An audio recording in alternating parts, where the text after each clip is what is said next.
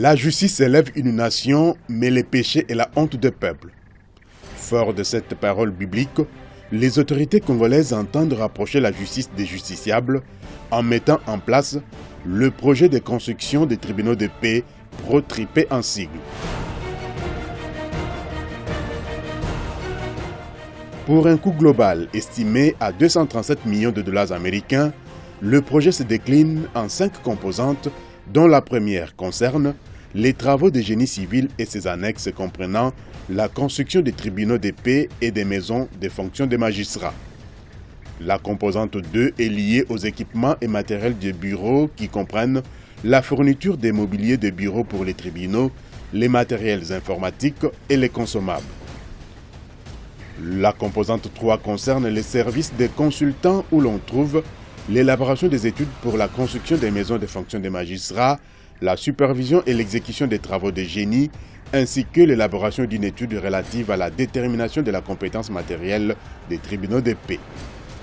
Le renforcement des capacités comprenant la mise à niveau des magistrats et du maître d'ouvrage délégué en est la composante 4. Enfin, la 5e composante concerne les frais de gestion du projet, où on trouve les frais de fonctionnement du Bureau central de coordination BCECO relatifs à la gestion du projet. La justice étant l'un des grands piliers du programme du président de la République dans sa vision de la révolution de la modernité, c'est dans ce sens que le chef de l'État, Joseph Kabila Kabange, déclarait devant les 2 chambres du Parlement réunies en congrès, je cite, « C'est ici le lieu de rappeler que la distribution de la justice demeure préoccupante dans notre pays et que nos populations doutent de la capacité de notre appareil judiciaire à répondre adéquatement à leurs préoccupations. » Face à cette triste réalité, le gouvernement est instruit d'accélérer la mise en œuvre des recommandations issues des États généraux de la justice. Fin des citations. Message capté 5 sur 5 par le gouvernement de la République.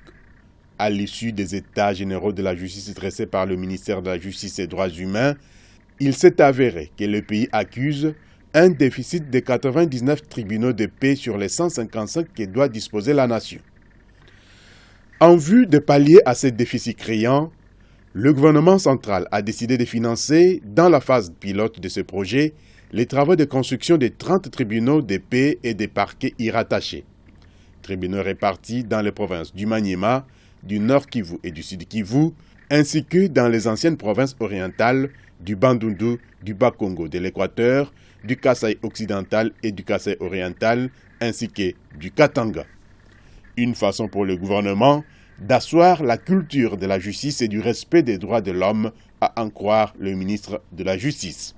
L'organisation prochaine des élections locales nécessite la présence des tribunaux de paix au niveau de tous les territoires et villes que compte la République démocratique du Congo.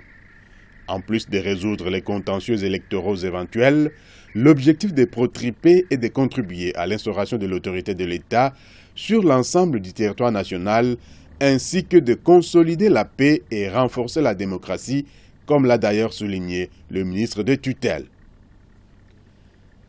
Si l'on ajoute le principe de l'itinérance qui permet aux tribunaux de siéger en dehors de la localité où ils sont établis, il est évident que ces juridictions vont distribuer la justice dans tous les coins du pays.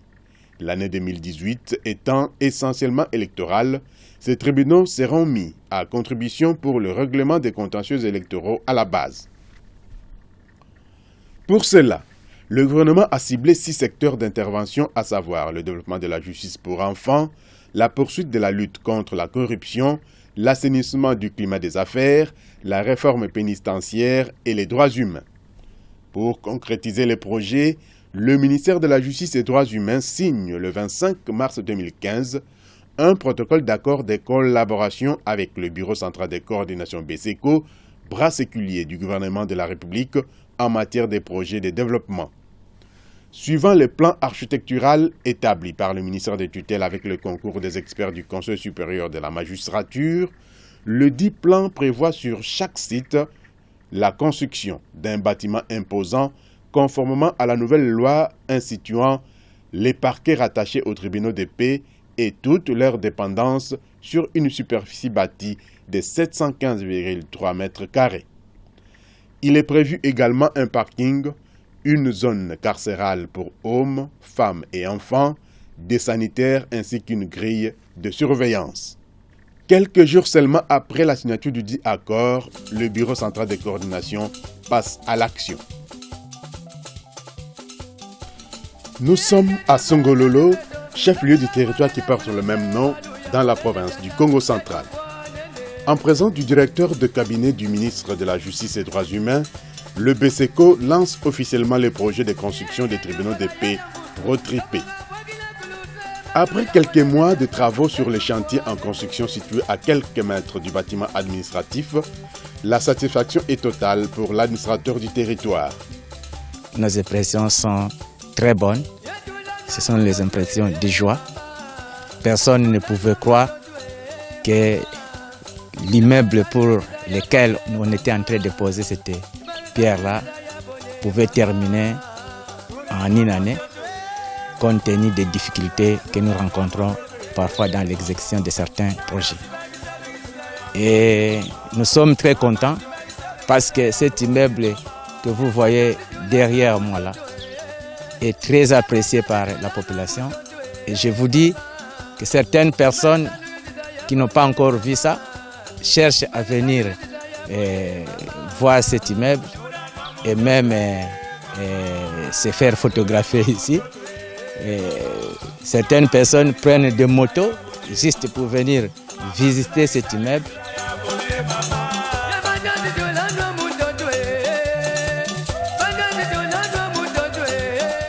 Ce sentiment de satisfaction est également exprimé par le président du tribunal de paix de Songololo, qui se félicite de l'action du gouvernement dans le rapprochement du justiciable de la justice par le délégué à pied d'œuvre qui a suivi l'évolution des travaux, mêmement pour la population de Songololo, première bénéficiaire qui voit dans ce projet une autre façon de rendre la justice dans son territoire.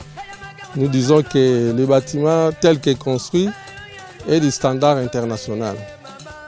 Il est construit au sens vraiment de palais de justice et cela permet à ce que le magistrat puisse travailler dans de bonnes conditions.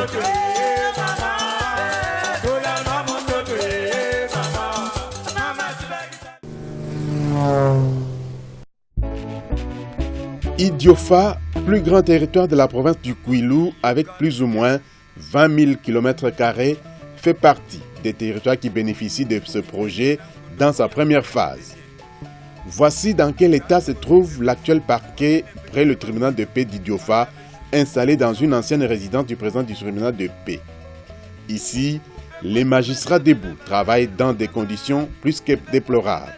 Pas d'espace vital pour réfléchir, pas de mobilier, pas de fourniture de bureau, encore moins de matériels informatiques.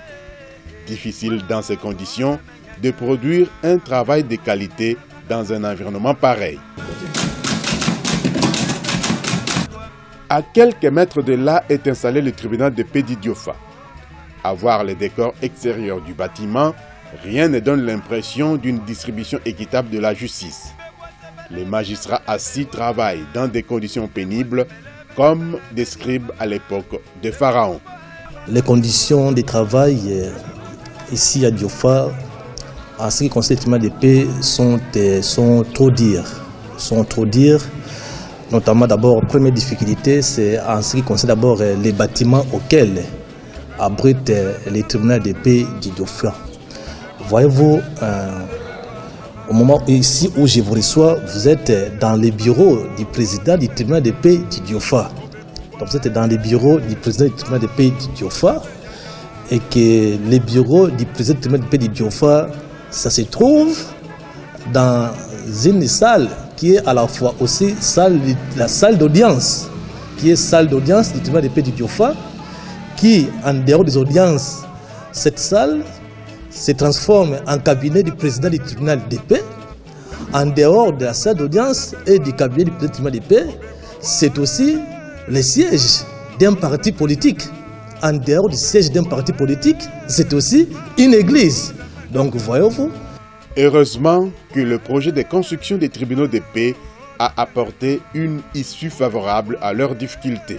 Ces bâtiments du tribunal de paix sortis de terre est la toute première bâtisse moderne construite en matériaux durables par le gouvernement central dans cette cité, malgré les difficultés d'approvisionnement en matériaux de construction qu'a connu le projet à cause de l'enclavement du territoire et des voies de communication qui sont en état de délabrement très avancé. Nous tendons presque vers le plein fait des travaux. Nous sommes aux travaux de finissage. Pratiquement, ce sont de la peinture. C'est ce qui nous reste. Puisque les carreaux, vous avez vu, tout l'intérieur est déjà couvert. Maintenant, l'extérieur et l'intérieur, ça reste que la peinture. Si tout va bien, d'ici décembre, nous pouvons presque être au bout des travaux. À Idiofa, suite aux difficultés qu'éprouvent les justiciers pour dire les droits, ces derniers recourent systématiquement à la liberté provisoire, avec toutes les conséquences qui s'ensuivent pour ne pas inonder les prisons qui sont du reste peu sécurisées. Cette maison, c'est bon. Mais maintenant, quand on arrête les gens, où est-ce qu'il faut les mettre? Parce qu'il faut restaurer l'autorité de l'État. Il faut que l'État, partout où il se trouve, s'exprime. L'État s'exprime par le respect de loi. La loi doit être respectée. Lorsque la loi est respectée, c'est-à-dire que les incriminés doivent les loger quelque part. N'est-ce pas? Nous avons le bureau. C'est un bureau moderne. C'est vraiment la modernité elle-même. Mais les incriminés, les victimes, il faut les loger où? Dans une prison. Nous n'avons pas de prison à Idiofa. C'est pourquoi vous sentez les cas dans tous les rapports. On dit que la justice à Idiofa se rabat sur la liberté provisoire. C'est parce qu'il n'y a pas de prison. Ceux qui sont là, s'il y en a 2 ou 3, sont des volontaires. Les autres préfèrent fuir, partir. Il y a toujours des évasions à tout moment. Parce qu'il n'y a pas de prison. Pour les bénéficiaires, voir un tel bâtiment érigé à Idiofa est un véritable motif de fierté. Bientôt, ils vont travailler dans des conditions les meilleures. Tous les conseils, tous les magistrats et même le justiciable, nous sommes très contents pour donner une valeur même à notre profession. Nous remercions les autorités de la République démocratique du Congo qui ont pensé une fois de construire un palais de justice au niveau des territoires d'Idiofa.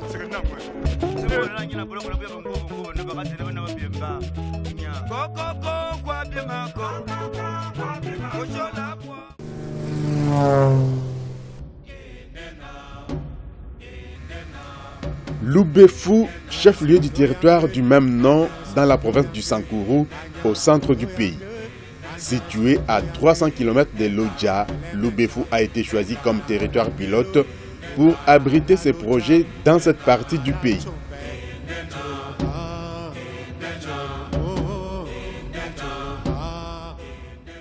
Ce tribunal de paix constitue une architecture moderne jamais construite dans ce coin depuis l'indépendance.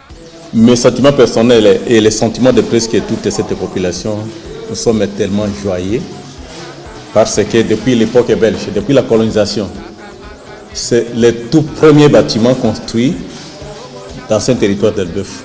C'est un bijou. Hier, un rêve, aujourd'hui une réalité. La matérialisation qu'apporte le projet dans ce territoire est un motif de fierté pour les autorités locales.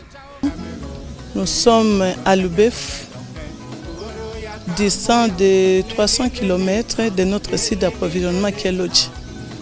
Alors, faire déplacer les matériaux de Lodja jusqu'ici, l'état des routes nous a posé problème et beaucoup de fois, il y a eu de pannes de véhicules et les possesseurs de véhicules à leur tour commençaient à hausser les prix parce qu'ils disaient que chaque fois que les véhicules partaient, vu la distance, vu l'état des routes, ils connaissaient des pannes. Donc c'était la plus grande difficulté. Et par moment, on pouvait avoir même pour 3 approvisionnements, 2 peut-être véhicules en cours de route en panne suite à l'état de route et la distance. Vraiment, c'était la plus grande difficulté.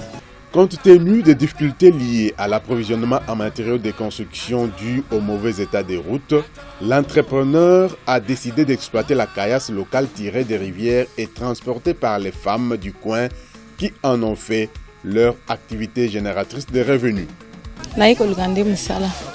Aiko luka musala yake. Nasala kamsala waname makama benina tekaka. Mwambongo bakopesa ngai, koya kosalisa ngai na ndako na ngai. Nakosumbila bana na ngai bilamba, mwa ileko ya kolia, na biloko ya kokitisa na ndako ekozala kaka.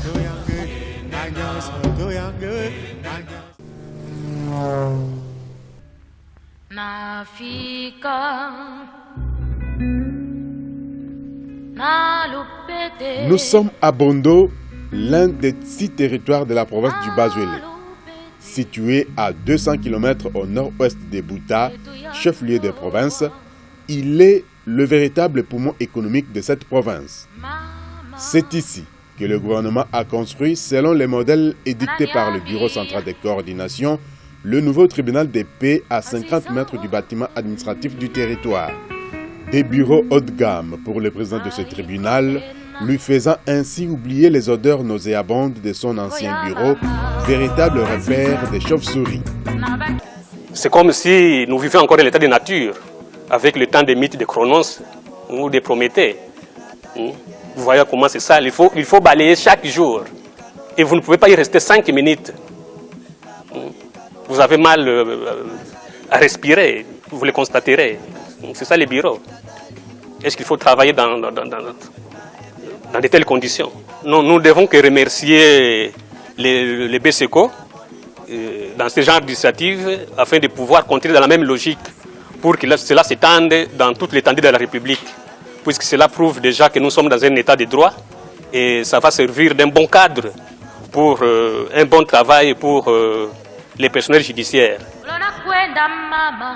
Même son de cloche du côté de l'autorité provinciale qui remercie le gouvernement d'avoir construit un tribunal de paix à Bondo, ce qui va réduire sensiblement la distance parcourue par les justiciables. Et donc nous vivons en communauté, s'il n'y a pas de justice, c'est le chaos. Et donc on ne peut que féliciter l'initiative du chef de l'État, l'initiative du Premier ministre et certainement une initiative soutenue par le ministre de la Justice. Ma grande chance, c'est qu'au niveau de Bondo, ce tribunal de paix ait été restauré. Donc je félicite le gouvernement par rapport à cette initiative. Grâce à ces projets, une centaine de jeunes ont trouvé de l'emploi.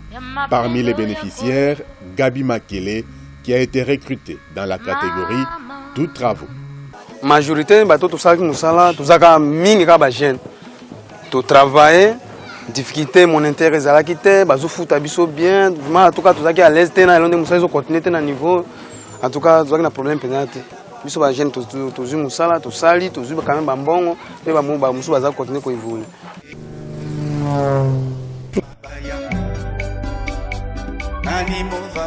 Pueto, dans le Haut-Katanga, à plus de 400 km de Lubumbashi, chef-lieu de province. Voici l'état dans lequel se trouvait le tribunal de paix de ce territoire. Un ancien bâtiment de poste en état de délabrement très avancé et les conditions de travail très difficiles. Et pourtant, ce lieu est appelé à appliquer la justice selon les lois de la République démocratique du Congo. Cette véranda en ruine servait de salle d'audience pour départager les parties en conflit. Une véritable justice de la rue. La construction de ces bâtiments est un coup de pouce pour le secteur de la justice, selon le président du tribunal de paix de Pueto, qui invite les bénéficiaires d'en faire bon usage. Tel que vous l'avez pu peut-être constater, voilà les conditions dans lesquelles nous travaillons. Vous voyez les fenêtres, vous voyez les murs. Pratiquement, je dirais que depuis l'époque coloniale, je me demande même si la peinture a été refaite. Je doute beaucoup. Les fenêtres sont vraiment, vous voyez, en carton. En dépit de cette réalité qui est malheureuse, que quand même le gouvernement a fait un effort réel pour nous construire un nouveau bâtiment, même pas neuf, qui va abriter les tribunaux de paix et qui va abriter aussi les parquets. Et là-bas, nous aurons 2 salles d'audience. Et ça, c'est vraiment quelque chose qu'il faut saluer, féliciter. Parce que je doute beaucoup que depuis l'indépendance, qu'il y ait eu quelque chose de pareil ici à Pueto. Ça n'a jamais existé. On ne l'a jamais fait. Ces difficultés ne sont qu'un souvenir. La population de Pueto a bénéficié d'un bâtiment moderne abritant tous les services de l'ancien tribunal de paix. Un ouf de soulagement pour l'administrateur du territoire qui a remercié le gouvernement central et le BCECO pour cet ouvrage qui améliore désormais la distribution de la justice dans sa juridiction. Par la même occasion, Célestin Gombe a sollicité la construction d'autres infrastructures en vue de moderniser davantage les territoires des Poitou. Nous sommes très heureux de voir que le gouvernement, en passant par BICECO, a pensé construire une grande infrastructure, un palais de justice digne de nom au niveau de Poitou.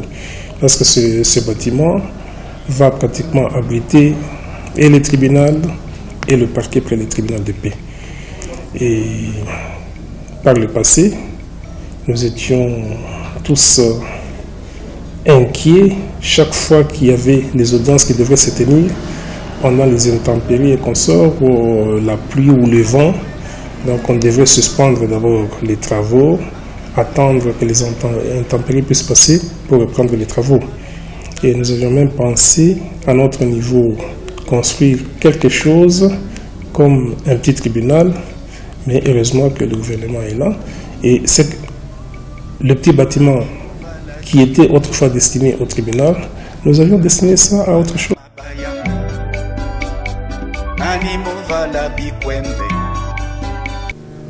Wow.